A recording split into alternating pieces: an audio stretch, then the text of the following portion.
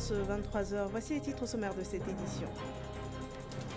La visite d'État dans la région du Nzi a démarré ce mercredi 25 septembre 2019 avec l'arrivée à Dimbokro du chef de l'État Alassane Ouattara. Il a été accueilli par les élus, les cadres et les populations de la région. Le chef de l'État a été rejoint cet après-midi à Dimbokro par la première dame Dominique Ouattara qui mènera des actions sociales dans le cadre de cette visite. Et un conseil extraordinaire des ministres présidé par le président de la République Alassane Ouattara s'est tenu ce mercredi à Dimbokro. Il a été décidé de la nomination de 15 membres de la commission électorale indépendante et de la construction de 3 nouveaux échangeurs sur le boulevard Mitterrand à Abidjan. Bienvenue dans ce 23h.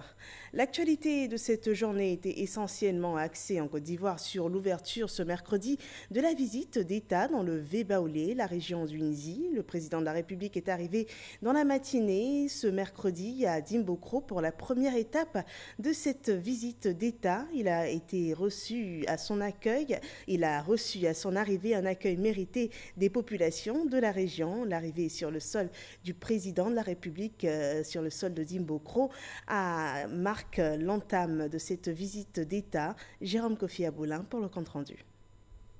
Le président de la République, Alassane Ouattara, chez lui. Il est 9h25 exactement ce mercredi quand l'hélicoptère le transportant d'Abidjan se pose sur le sol de Dimbokro, sa terre natale. La joie qui anime le chef de l'État en se retrouvant parmi les siens avec tant de souvenirs est immense. C'est un bonheur d'être à Dimbokro aujourd'hui pour 4 jours.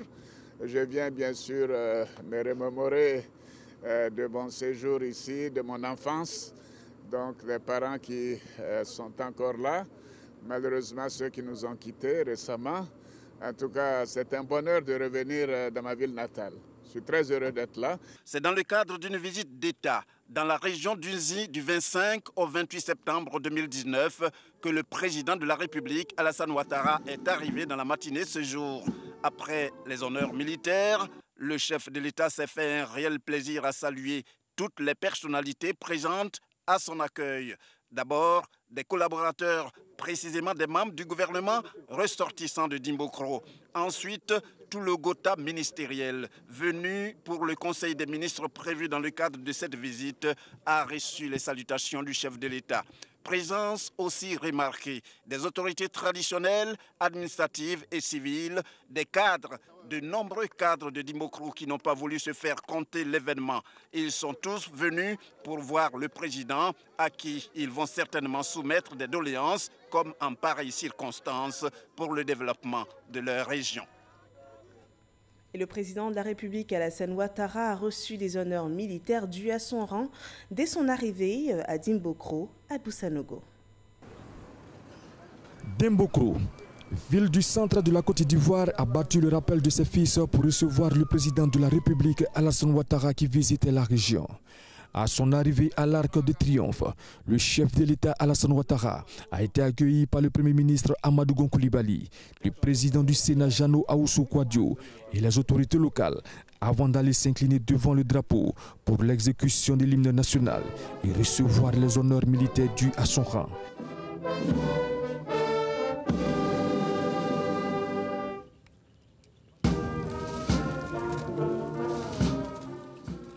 Honneur militaire rendu par la musique de la garde républicaine, le drapeau de l'État et sa garde, 2 pelotons de l'école de gendarmerie d'Abidjan, 3 sections de la garde républicaine, l'ensemble aux ordres du chef d'escadron Kipré Thibaut Justin, commandant des troupes. Après les honneurs militaires, le président de la République Alassane Ouattara a communié avec les membres du gouvernement, les élus, les cadres.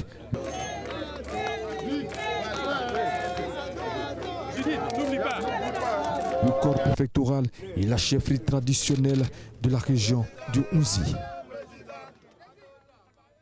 Et le chef de l'État a été accueilli aussi avec faste par les populations de la région du Nzi. L'événement est rapporté par Alexis Ouetraogo.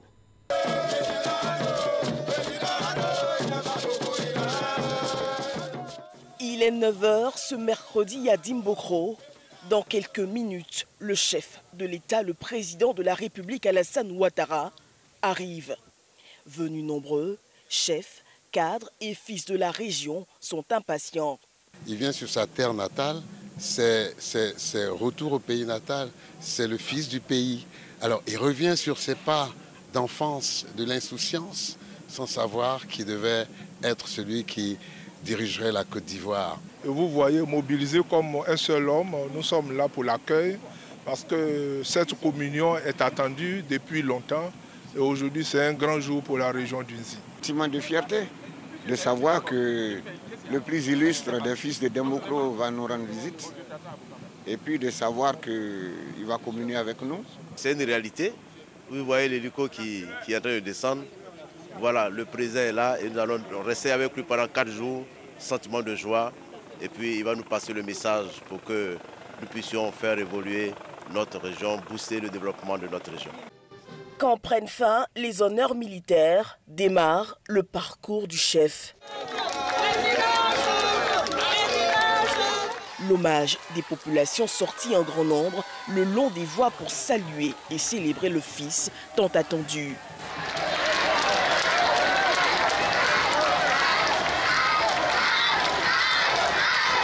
De l'Arc de Triomphe au quartier résidentiel, le fils d'Nzi aura replongé dans la chaleur des siens. Voilà, et comme le démontrent ces images, la présence du chef de l'État dans le Nzi était très attendue des populations, une sorte de rêve devenu réalité dont elles expriment la fierté dans cet élément d'Érigoré.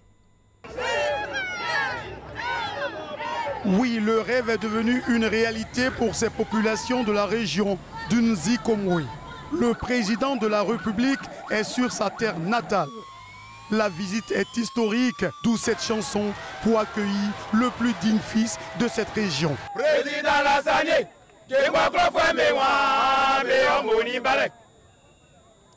Président Lassane,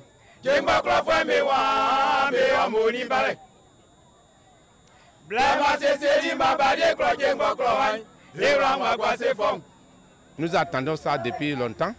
Et que quand on sait que nous avons notre grand frère, notre papa qui est le président de la République et qui voulait rendre visite à ses parents aujourd'hui, c'est un grand joie. Quoi de plus normal si ces populations laissent éclater leur joie? Nous avons vu le président. Il était en noir avec un chapeau. Il était vraiment beau à voir et il souriait. On était content de le voir.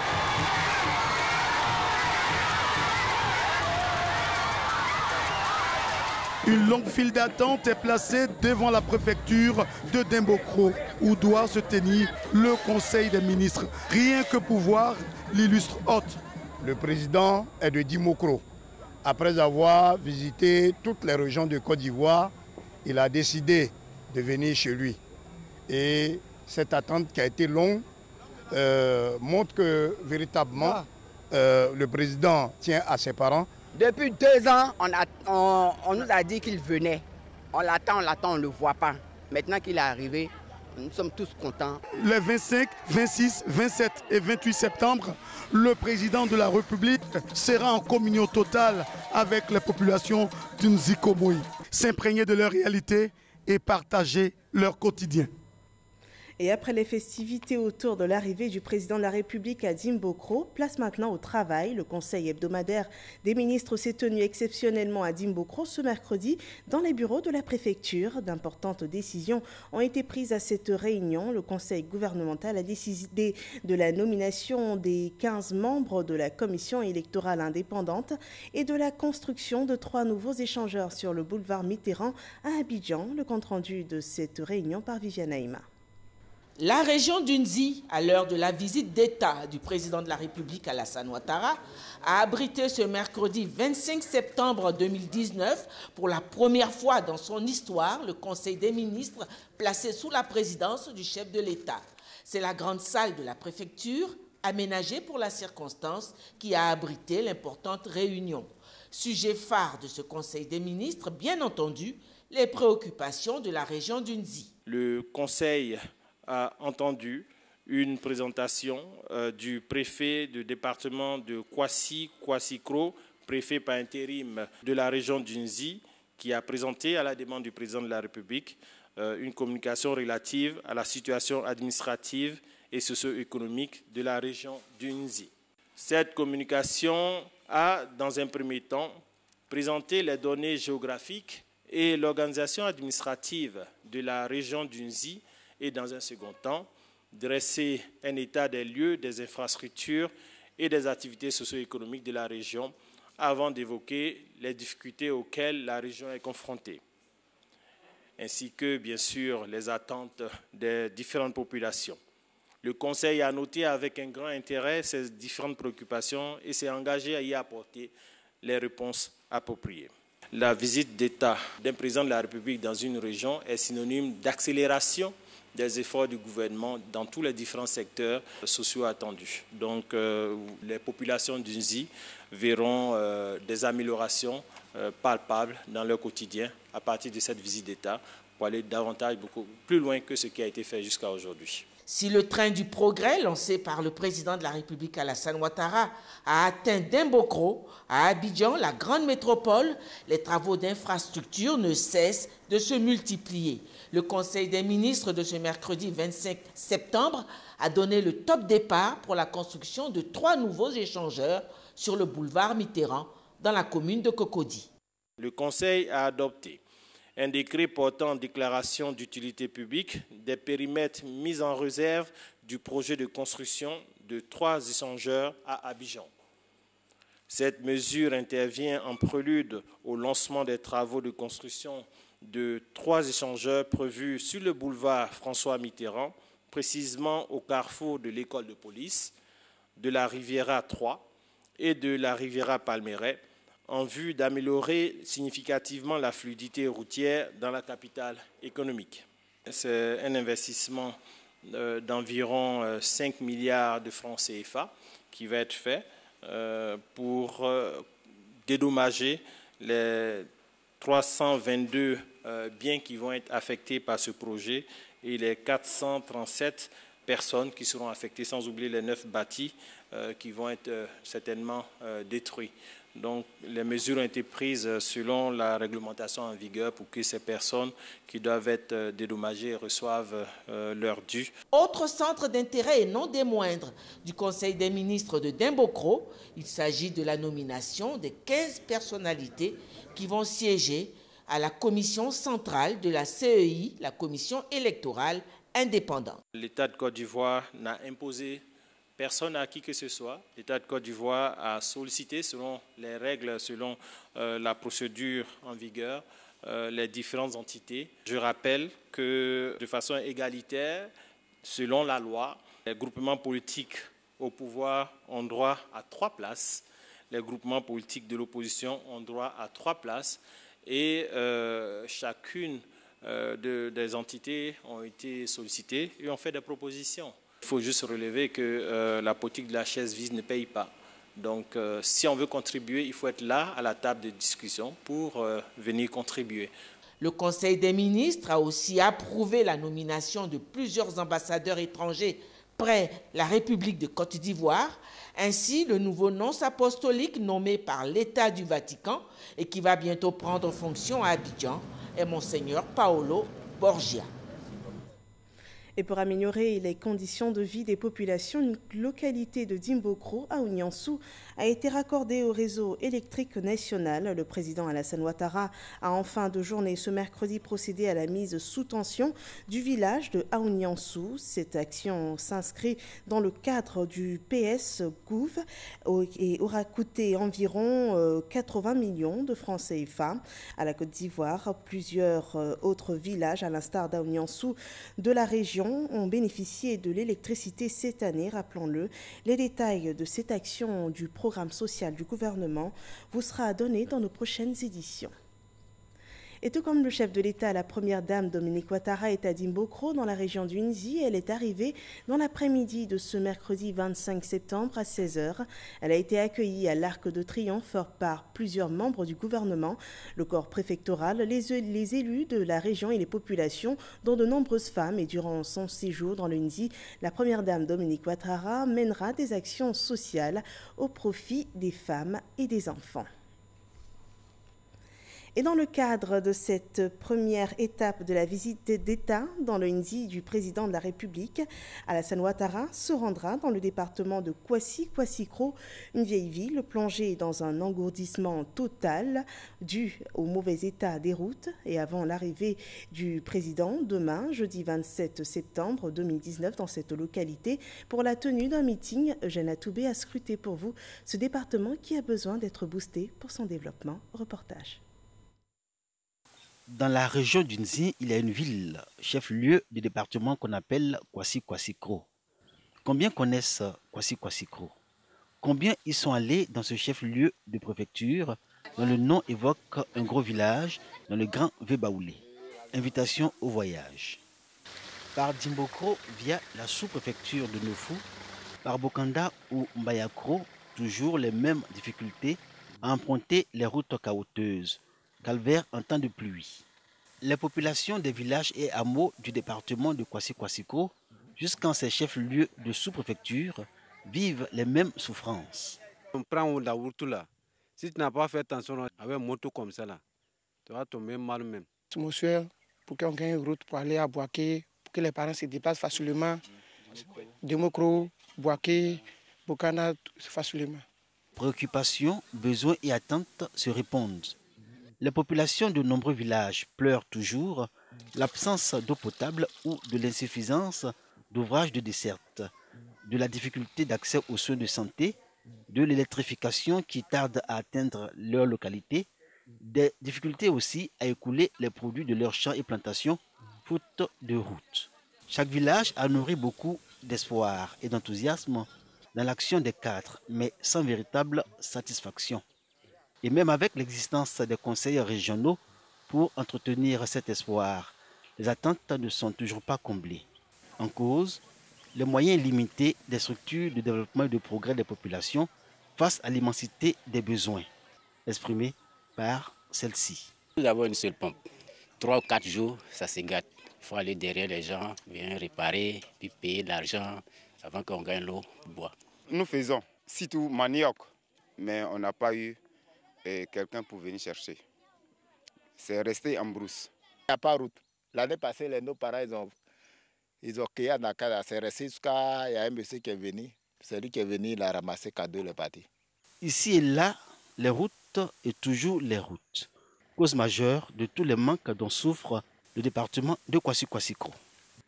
Et quand le gouvernement, dans son engagement à apporter le développement dans les localités et le progrès aux populations, initie des opérations de réhabilitation et d'ouverture de routes, c'est un sentiment de bonheur infini et de reconnaissance au président Alassane Ouattara que ces populations expriment à l'envi. De Ngouanlaté à Kwasi-Kwasi-Kro, ce sont 38 km de route qui font l'objet d'un reprofilage lourd.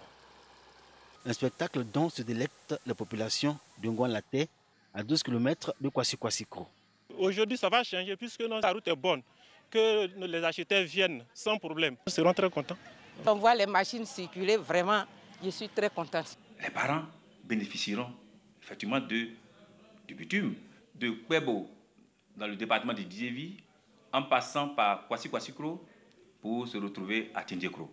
Par rapport au programme social du gouvernement, de bonnes nouvelles là aussi sont annoncées. Aussi, les populations du département de Kwasi-Kwasi-Kro peuvent-elles rêver de progrès et de développement. La route précède le développement, dit-on. Quelle meilleure illustration que cette localité. C'est que tout dans cette ville, chef-lieu du département, est à faire. L'activité économique confrontée à l'obstacle de la route est mise à mal par l'absence d'établissements financiers et d'essenceries. Fonctionnaires, opérateurs économiques et jeunes laissent entendre qu'il ne fait pas bon vivre à Kwasi-Kwasi-Kro. On sait qu'il vient pour nous donner le bonheur. On est même heureux que Kwasi-Kwasi-Kro ait été choisi comme première destination du président de la République dans le Nzi. Nous lançons un cri de cœur pour qu'ils viennent vraiment nous sortir de ce trou. Ils sont nombreux aujourd'hui à Kwasi-Kwasi-Kro, gagnés par le désespoir. Ils sont aussi nombreux encore, nourris d'espérance et convaincus de voir le département sortir de son enclavement et de sa léthargie, grâce au programme social du gouvernement. Et cette espérance, disent-ils, se nomme Alassane Ouattara. Et cette ville, Kwasi-Kwasi-Kro, accueillera demain un meeting du président de la République, demain, jeudi 26 septembre à 11h. Et la première dame, elle, inaugurera le centre de santé urbain de la cité Soujefia à Dimbokro l'après-midi de ce même jeudi 26 septembre à 16h. Partons à présent pour New York, où le vice-président de la République, Daniel Kablan-Duncan, a pris part à la réunion du groupe principal du mouvement SUN, le mouvement pour le renforcement de la nutrition. L'objectif étant de parvenir à l'éradication de la malnutrition, les membres de cette instance ont décidé de réaffirmer leur décision de reconduire le projet pour une troisième phase. Le compte-rendu de Awa Touré. Le mouvement SUN est un nouvel effort pour éliminer toute forme de malnutrition. Une organisation qui ambitionne d'éradiquer la malnutrition dans le monde d'ici 2030. 61 pays se sont déjà engagés avec le mouvement SUN afin de garantir le droit à une bonne alimentation et une nutrition adaptée pour tous. Les membres de l'instance dirigeante de ce mouvement, réunis en marge de l'Assemblée générale des Nations unies à New York, ont évalué l'ensemble des progrès réalisés avant de définir les priorités stratégiques. Au nombre de 28, chaque membre du groupe principal, nommé par le secrétaire général des Nations unies, a par ailleurs fait part de sa décision officielle de poursuivre le mouvement pour une troisième phase. La Côte d'Ivoire, qui a rejoint le mouvement en 2013, est désormais membre du Lead Group. En tant que nouveau membre du groupe principal SUN, je m'engage à renforcer la focalisation du mouvement SUN sur la nutrition au cours des 1000 premiers jours de vie. À cet effet, la Côte d'Ivoire organise le 11 novembre 2019 le lancement des politiques nationales pour le développement de la petite enfance, ainsi que le plan national multisectoriel d'allaitement 2019-2021, avec donc pour objectif de faire passer le taux d'allaitement de 23,5% actuellement à 50% en 2021. Ce lancement sera suivi d'une vaste campagne médiatique et d'une caravane nationale pour la promotion de l'allaitement et la stimulation précoce. Ce mouvement offrira aussi les opportunités suivantes. Premièrement, lancement également de la campagne régionale, cette fois-ci, l'allaitement sans eau. Deuxièmement, l'organisation du dialogue régional avec les parlementaires du 12 au 13 novembre 2019. Et troisièmement, lancement d'un atelier régional technique du 13 novembre au 15 novembre. Avant cette réunion du groupe principal, le mouvement SUN a organisé une table ronde de haut niveau qui a enregistré la participation des représentants de haut niveau des pays membres, au rang desquels le vice-président de la République, Daniel Kablan-Duncan, la Fondation Melinda et Bill Gates, l'Organisation mondiale de la santé, l'Union européenne, la Banque africaine de développement, la Banque mondiale et la société civile SUN.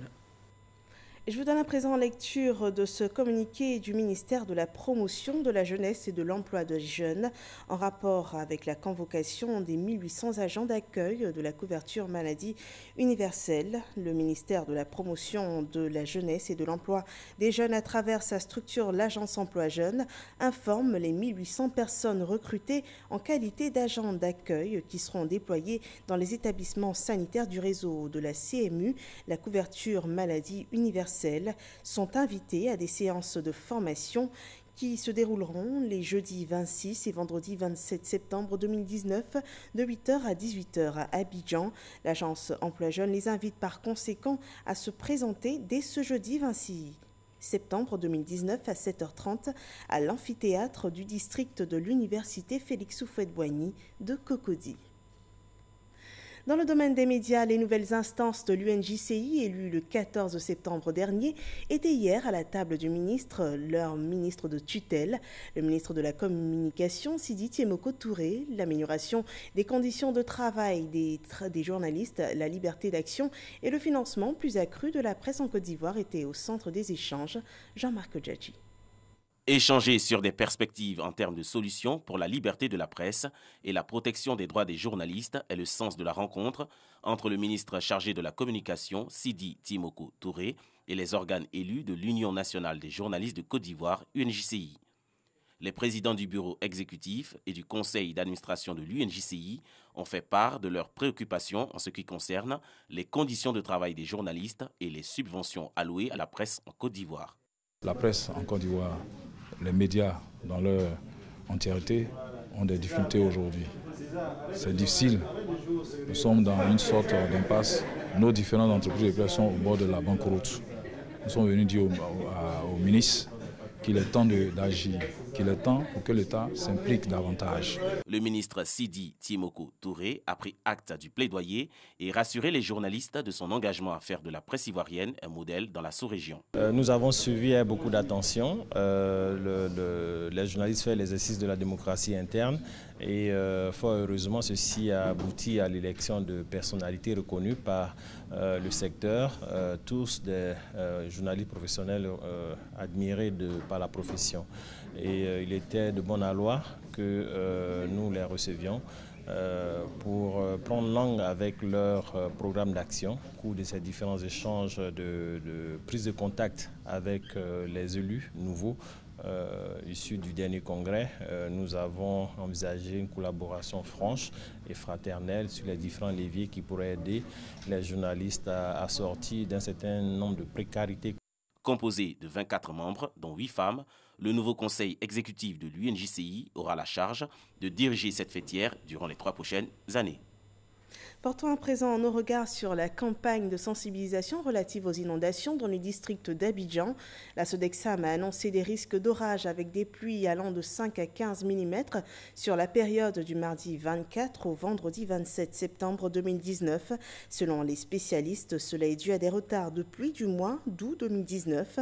Face à cette alerte, le préfet d'Abidjan compte traduire en actes concrets l'engagement du président de la République d'œuvrer pour 0 mort pendant cette petite saison de pluie qui pointe à l'horizon. Vincent Toby a pour cela initié une campagne de sensibilisation qui a démarré dans la commune de Bingerville. Il a été demandé aux populations riveraines des zones dangereuses de les quitter immédiatement afin d'éviter d'éventuelles pertes en vie humaine. Et rappelons qu'au moins 15 personnes avaient trouvé la mort dans des inondations causées par des pluies en juin 2018. Je vous donne encore lecture d'un autre communiqué émanant cette fois du ministère de la Justice et des Droits de l'Homme. Le collectif des syndicats pénitentiaires de Côte d'Ivoire, le SYNAPAPSI et le SYNAPSI et le SIAPSI informent l'ensemble de la communauté internationale et nationale qu'après concertation avec la tutelle, le préavis de grève prévu le 26 septembre 2019 à 7h30 est suspendu jusqu'à nouvel ordre en vue de donner une chance aux négociations. Un autre sujet, l'agence Côte d'Ivoire PME organisait le 13 juin dernier dans l'enceinte de son incubateur public, la Riviera, une session de formation à l'endroit des responsables de PME du secteur du tourisme. La formation avait pour objectif de présenter les faveurs fiscales dont bénéficient les PME et en particulier celles qui exercent dans le secteur touristique afin de réduire leurs charges pour une meilleure productivité. Nadia Edja et Cheikh Kone. Ils sont environ 50 dirigeants de petites et moyennes entreprises du secteur du tourisme à bénéficier de cette formation. Au menu, les avantages fiscaux accordés aux PME. Par exemple, lorsque vous embauchez un Ivoirien en CDI, vous avez droit à un crédit d'impôt de 1 million de francs CFA. Lorsque vous embauchez une personne en situation de handicap, vous avez droit à un crédit d'impôt de 1 500 000 francs CFA. Le but de la formation, c'est justement de révéler à ces petites entreprises-là les outils fiscaux qui sont mis à leur disposition pour leur permettre de réduire leurs charges et d'investir dans la modernisation de leurs outils de production. Le secteur est tiré à 60% par le tourisme d'affaires géré essentiellement par les grandes chaînes hôtelières. Formés, ces PME pourront redynamiser le tourisme de loisirs. Cela permettra au secteur d'être plus compétitif et de passer le cap des 6% de part dans le produit intérieur brut. L'État ivoirien a érigé ce secteur en secteur prioritaire. Donc le secteur est en pleine croissance et il est question maintenant de contribuer à une professionnalisation plus accrue des acteurs de ce secteur, particulièrement des petites et moyennes entreprises. La formation est une initiative de l'agence Côte d'Ivoire PME dans le cadre de ses missions. Cette formation vise à renforcer les capacités des petites et moyennes entreprises dans un secteur qui est critique, ce qui fait de ce secteur un secteur important. Et les acteurs qui animent ce secteur sont des petites et moyennes entreprises. Donc, en tant qu'agence d'exécution, en charge du renforcement des capacités des petites et moyennes entreprises. Il était important pour nous de permettre la diffusion d'un certain nombre de mesures. En Côte d'Ivoire, on compte environ 2500 hôtels. Et revenons sur l'événement qui fait l'actualité en ce moment en Côte d'Ivoire, la visite d'État dans la région du Nzi. Elle a démarré ce mercredi 25 septembre 2019 avec l'arrivée à Dimbokro du chef de l'État Alassane Ouattara. Il a été accueilli par les honneurs militaires dus à son rang et la grande joie des populations, des élus et cadres de la région. Un conseil extraordinaire des ministres s'est tenu ce jour à Dimbokro et cette visite d'État dans le Nzi se poursuit demain, jeudi 26 septembre 2019. Avec un meeting du président de la République à Kwasi-Kwasi-Kro à 11h. Et la première dame, qui est aussi à Dimbokro, inaugurera le centre de santé urbain de la cité Sogefia à Dimbokro l'après-midi de ce même jeudi 26 septembre à 16h. C'est la fin de cette édition. Rendez-vous demain, même heure, pour un autre journal. Bonsoir à tous.